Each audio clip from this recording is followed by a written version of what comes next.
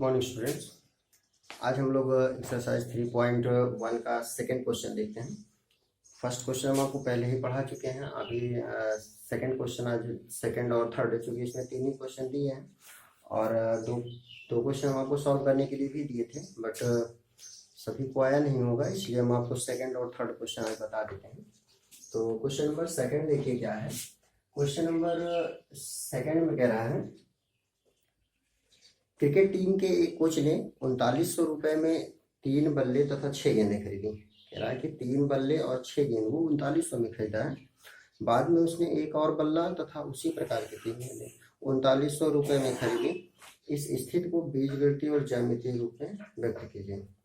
तो सबसे पहले तो हम लोग एक बल्ले का और एक गेंद का मूल्य मानते हैं।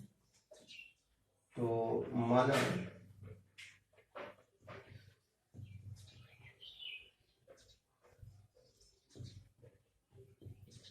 एक बल्ले का मूल्य बराबर x रुपए और एक गेंद का मूल्य बराबर y रुपए। अब कह रहा है कि अगर एक गेंद और एक बल्ले का मूल्य हम लोग x y मान लिए हैं तो टोटल का दिया है। कह रहा है कि 3 बल्ले और 6 गेंद खरीदता है और तब वो 39 रुपए देगा है। तो 3 बल्ले प्रश्नानुसार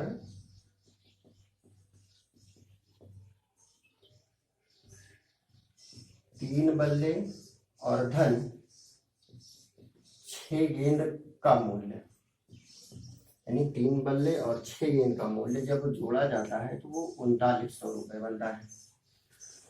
एक बल्ले का अगर x है तो 3 बल्ले का कितना हो जाएगा 3x। अगर एक गेंद का y है तो 6 गेंद का 6y और बराबर हो जाएगा ये 3900। अगर हम लोग चाहें तो 3 से भाग कर सकते हैं। तो अगर इनको हम 3 से भाग करते हैं तो ये हो जाएगा x, 3 दूना 6 और ये हो जाएगा 1300 और इन्हीं को हम मान लेंगे क्वेश्चन नंबर फर्स्ट। फिर आगे कह रहा है कि उसी प्रकार की 3 गेंदें, कह रहा है कि बाद में उसने एक और बल्ला तथा उसी प्रकार की 3 गेंदें 1300 में खरीदी। पुनः कह रहा है कि बल्ला जो खरीदा वो एक खरीदा, लेकिन गेंद जो खरीदा वो 3। तो एक गेंद और 3 बल्ले का मूल्य कह रहा है वो जब टोटल देता है तो 1300 रुपए देता है। तो एक गेंद का हमको मालूम है y और एक बल्ला है और 3 गेंदें हैं। ये एक बल्ले और 3 गेंद का मूल्य है। तो एक बल्ले का मूल्य हमको मालूम है x और 3 गेंद का हो जाएगा 3y और बराबर 1300। ये हो गया क्वेश्चन नंबर 2, यानी समीकरण नंबर 2। तो अभी तक उसने देखिए क्या कहा था, क्वेश्चन में कहा है कि इनको बीजगणितीय और ज्यामितीय रूप में दोनों में व्यक्त करना है। तो बीजगणितीय रूप में हम लोग व्यक्त कर चुके हैं। जो समीकरण बना है आपका बीजगणितीय रूप हो गया और अब इनको हम लोग ग्राफ पे व्यक्त करेंगे। तो समीकरण 1 व 2 से पहला समीकरण है x धन 2y बराबर 1300 और दूसरा है x धन 3y बराबर 1300। तो इनके लिए देखिए क्या करते हैं, हम लोग बॉक्स बनाएंगे इस तरह से। एक में x होगा और एक में y। ऐसे ही इनके लिए भी बॉक्स बनाएंगे x y, चाहे तो यहाँ a b या c और ये d कर लेते हैं। अब देखिए इनमें x का कोई ऐसा मान रखिए जिससे y का मान आसानी से निकल सके। जरूरी नहीं है कि पॉइंट में आए या फिर भिन्न में आए। कोशिश यही करते हैं कि नंबर्स जो हैं वो एक पूर्ण नंबर हैं। तो x का मान अगर यहाँ पे हम लोग 500 रखते हैं, यहाँ हम लोग 500 रखते हैं, तो देखिए हो जाएगा 500 और धन 2y बराबर 1300। तो 500 का इधर पक्षांतर करेंगे तो इधर आके ऋण 500 हो जाएगा, या 2y बराबर 13 में से जब 500 घटाएंगे, 1300 से जब 500 घटाएंगे तो क्या आएगा 800, और 2 से इसको भाग कर देंगे तो हो जाएगा 400, यानी y का मान कितना निकल गया 400, तो यहाँ हो जाएगा 400। ऐसे ही यहाँ पे अगर हम लोग x का मान 300 रख दें, यहाँ पे x का मान 300 रखेंगे तो इधर घटाएंगे 1000 और 2 से भाग कर देंगे तो ये बन जाएगा 500 के। ऐसे ही यहाँ पे देखें x का मान अगर हम लोग 300 रखते हैं, सॉरी 400 रखते हैं, 400 अगर रखेंगे तो इधर आगे घटेगा तो बचेगा कितना 900, और 900 को जब 300 से 3 से भाग करेंगे तो 3 3 9 ये बन जाएगा 300। और अगर यहाँ पे रख देते हैं हम लोग, कितना रख दें 100, अगर x का मान हम लोग रखते हैं 100 तो इधर 100 आके घटेगा, बचेगा 1200, और 3 से जब भाग करेंगे इसको, देखिए ऐसे ही 100 अगर हम लोग रख दिए तो 3y बराबर हो गया 1300, या 3y बराबर 1300, 100 इधर लाएंगे तो माइनस में हो जाएगा, और 3y बराबर ये कितना हो जाएगा 1200 के, और 3 से जब इसको भाग करेंगे तो ये हो जाएगा y is equal to 400, means y का जो वैल्यू आएगा वो कितना हो जाएगा 400। तो यहाँ पे क्या पुटअप कर देंगे 400। तो अब देखिए हमको सारणी मिल गई है, अभी केवल ग्राफ बनाना है। तो ग्राफ के लिए क्या करते हैं हम लोग x और y एक्सिस बनाते हैं, लेकिन इसमें देखिए आपको माइनस एक्सिस की जरूरत तो नहीं है क्योंकि नंबर्स माइनस में नहीं है, इसलिए केवल प्लस वाला ही बनाएंगे। ये हो गया x, ये y का प्लस एक्सिस हो गया। नंबर्स 500 तक है तो ये हो गया 100, यहाँ कर दें 200, 300, ये 400 और ये 500, और इस पे भी वही कर लेंगे, y एक्सिस पे भी 100, 200, 300, 400 और ये 500 पे। तो अब देखिए पहला जो निर्देशांक बना वो 500, 400 बनेगा, ये 500 400, दूसरा बनेगा 300 और 500। तो x पे देखिए हमको जाना कितना है 500, y पे कितना करना है 400, तो 400 के सामने यहाँ पे हम लोग कर देंगे, देखिए 500 के ऊपर और इस 400 के सामने यहाँ आ जाएगा, और ये हो गया 500, 400, और ये बिंदु a, क्योंकि हम लोग माने थे। दूसरा है 300 और 500, तो x पे आएंगे 300 और y पे जाएंगे 500, तो इस 500 के सामने यहाँ हो जाएगा, ये हो गया 300 और 500, ये b बिंदु हो गया, और इनको हम लोग ऐसे ही मिला देंगे बस। तो पहले समीकरण का रिप्रेजेंटेशन हो गया, यानी पहले को हम लोग निरूपित कर चुके हैं। अब दूसरा देखते हैं, दूसरे का निर्देशांक क्या बना है 400 और 300 बना है, मीन्स x का वैल्यू कितना दिया 400, x एक्सिस पे कह रहा है 400 चलिए, और y एक्सिस पे कह रहा है कि 300 चलिए, तो y पे हम लोग ये 300 के सामने आ जाएंगे यहाँ, और ये हो गया 400 300, इस बिंदु का नाम क्या कर देंगे C।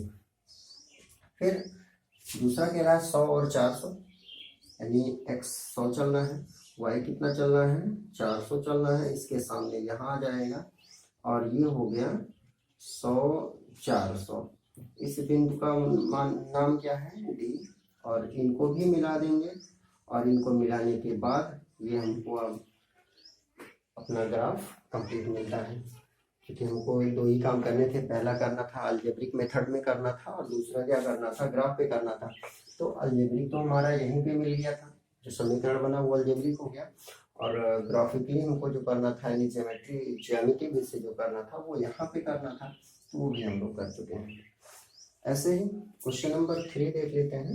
क्वेश्चन नंबर 3 में क्या है, 3 नंबर क्वेश्चन में कह रहा है कि 2 किलोग्राम सेब और 1 किलोग्राम अंगूर का मूल्य 160 रुपए था, यानी 2 किलोग्राम सेब और 1 किलोग्राम अंगूर का मूल्य जो है 160 रुपए था। फिर कह रहा है कि 1 महीने बाद 4 किलोग्राम सेब और 2 किलोग्राम अंगूर का मूल्य 300 हो जाता है। और इनको भी कह रहा है कि आप बीजगणितीय और ज्यामितीय रूप से व्यक्त करिए। तो पहले तो एक एक केजी का मानते हैं। तो मान लीजिए कि माना 1 किलोग्राम सेब का मूल्य बराबर x रुपए और 1 किलोग्राम अंगूर का मूल्य क्या है, y रुपए। अब प्रश्नानुसार देखिए कह रहा है कि 2 किलोग्राम सेब और 1 किलोग्राम अंगूर का मूल्य 160 है। तो प्रश्नानुसार 2 किलोग्राम सेब लेते हैं, 2 किलोग्राम सेब और 1 किलोग्राम अंगूर का मूल्य जो दिया है कह रहा है कि 160 रुपए है। तो 1 किलोग्राम का यक्स है, तो 2 किलोग्राम का कितना हो जाएगा, 2 यक्स। 1 किलोग्राम का हमको y मालूम ही है और बराबर हो जाएगा 160। समीकरण मिल गया। फिर आगे देखिए इसमें कह रहा है कि 1 महीने बाद 4 किलोग्राम सेब और 2 किलोग्राम अंगूर का मूल्य। पुनः कह रहा है कि अब 4 किलोग्राम जो है वो सेब है और 2 किलोग्राम अंगूर है। तो 4 किलोग्राम सेब और धन 2 किलोग्राम अंगूर का मूल्य बराबर जो है वो कह रहा है कि 300 रुपए है। अब इनको हम लोग सॉल्व करेंगे। तो 1 किलोग्राम का अगर यक्स है, 4 किलोग्राम का 4 है। 1 किलोग्राम अंगूर का मूल्य अगर y है तो 2 किलोग्राम अंगूर का मूल्य 2 है और बराबर ही हो जाएगा 300।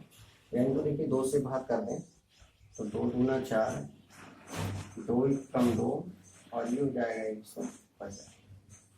ये 2 समीकरण मिल गया। तो अब बीजगणितीय रूप में हम लोग कर चुके हैं। अभी हमको क्या करना है, जैसे बीजगणितीय रूप में किए हैं, अभी हमको इस ग्राफ में भी करना है, ज्यामितीय रूप में करना है। तो ज्यामितीय रूप में देखिए करने के लिए क्या करेंगे, समीकरण 1 व 2 से, समीकरण 1 व 2 से पहला समीकरण है 2x धन y बराबर 160 और दूसरा क्या दिया है 2x धन y बराबर 150।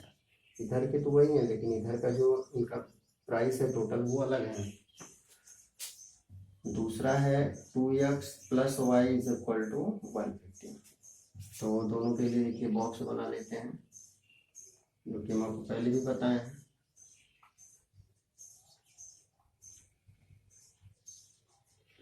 x y ये a और b, दूसरे वाले के लिए जब बनाएंगे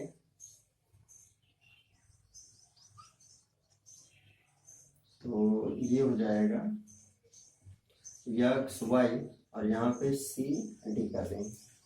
अब इनमें देखिए x का मान रखिए, x का मान अगर हम लोग 40 रखते हैं, देखिए 2 गुणे 40 धन y बराबर 160, 40 दूना 80 धन y बराबर 160।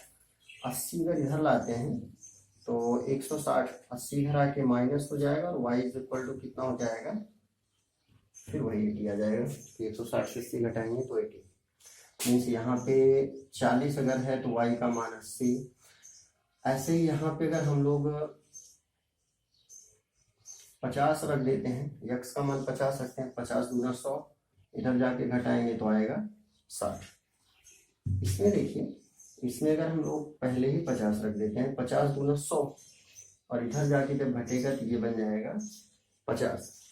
और यहाँ पे कुछ और वैल्यू अगर रख देते हैं, मान लीजिए 40, तो 40 दूना 80, इसमें से घटेगा तो ये आ जाएगा 70। तो अब देखिए इनको हम लोग कैसे करते हैं। इनके लिए भी पहले तो x एक्सिस और y एक्सिस बनाते हैं और वो भी केवल धनात्मक बनाएंगे क्योंकि हमको ऋणात्मक की आवश्यकता नहीं है। x ये y और इनमें देखिए ग्रेटेस्ट जो है वो 80 तक जाएंगे, तो 80 तक हम लोग बनाएंगे 20 30 40 50, 60, 70 और 80। इधर भी वही बनाएंगे 10, 20, 30, 40, 50, 60, 70 और ये 80। तो अब देखिए पहला हमको जो निर्देशांक मिलता है क्या मिलता है, 40 और 80 मिला है। एक के लिए 40, 80, इसका है 50, 60, ये 50, 50 और ये 40, 70। तो 40 और 80 का बनाने के लिए क्या करेंगे, पहले x पे 40 और y पे कह रहा है 80, चलिए तो इसके सामने ये 80 के सामने आएंगे यहाँ, और ये बिंदु हो गया आपका 40, 80 और इसको क्या लिखते हैं a। दूसरा 50 और 60, तो x है 50, y है 60, इस 60 के सामने आएंगे और मे भी यहाँ आ जाएगा लगभग, ये हो जाएगा 50 और 60, ये बिंदु है B और इन दोनों बिंदुओं को ऐसे ही मिला देंगे। ये पहले समीकरण को हम लोग निरूपित कर चुके हैं ग्राफ पे। दूसरा देखिए 50, 50 है, एक्स वाई का जो दिया गया वो कह रहा है कि 50, 50 है, एक्स का भी मान 50, वाई का भी मान 50, तो इस 50 के सामने आएंगे तो यहाँ आ जाएगा, ये है 50, 50, यहाँ ना लिख करके इधर लिख दे रहे हैं 50, 50 और ये बिंदु है सी। नेक्स्ट 40, 70, ये एक्स पे आएंगे 40 और वाई पे जाएंगे 70, तो ये 40 और वाई पे 70 यहाँ आ जाएगा, और ये 40, 70, इस बिंदु का नाम है डी और इनको भी मिला लेंगे इस तरह।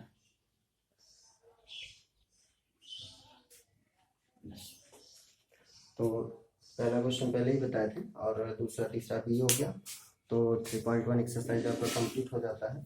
अब 3.2 जो है हम लोग नेक्स्ट डे पढ़ेंगे।